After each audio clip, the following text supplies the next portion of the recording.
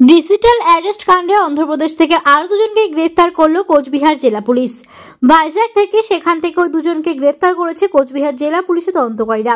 সোমবার press meet করে বিষয়টি জানিয়েছেন কোচবিহারের এসপি দ্যুতিমান ভট্টাচার্য। এই নিয়ে ডিজিটাল অ্যারেস্ট কাণ্ডে মোট 3 জনকে গ্রেফতার করলো পুলিশ।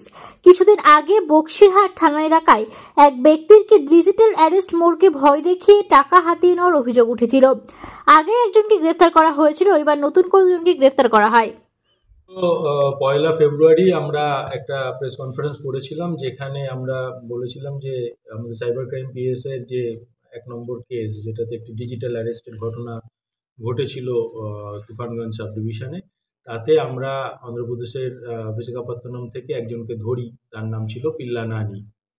সেইটাতে তদন্ত করতে গিয়ে আমরা দেখতে পাই যে তার সাথে যারা আরও জড়িত ছিল এই ডিজিটাল অ্যারেস্টের ঘটনায়, তাদের নামগুলো সামনে আসে, আমরা তদন্তে পাই। তো এর মধ্যে পরশুদিন আমাদের টিম যেটা গেছিল ভাইজ্যাগে, সেখান থেকে আরও দুজনকে গ্রেপ্তার করা হয়। একজনের নাম বারলা শেখর, তার বয়স 30। আরেকজন নাম হচ্ছে সকলা মহেশ, তার বয়স হচ্ছে 32। এরা দুজনেই এইটার সাথে জড়িত ছিল এই ডিজিটাল অ্যারেস্টের ঘটনায়, এবং সেগুলোর আমরা তথ্য প্রমাণও পেয়েছি, তাদের মোবাইল রেকর্ডে রয়েছে। সেখানে আমরা পেয়েছি যে কিভাবে তারা টাকার কমিশন ভাগ করেছিল, যেগুলো টাকাগুলো পেয়েছিল। এবং যেটা আমরা জানিয়েছিলাম যে 2,05,000 টাকা যেখান থেকে নিয়েছিল, তার সাথে একই দিনে মহারাষ্ট্রে ওরা চিট করেছিল 5 লাখ টাকা। সেই টাকাটা পুরো তোলার যে ট্রানজাকশন, সেই ডিটেলসও আমরা পেয়েছি।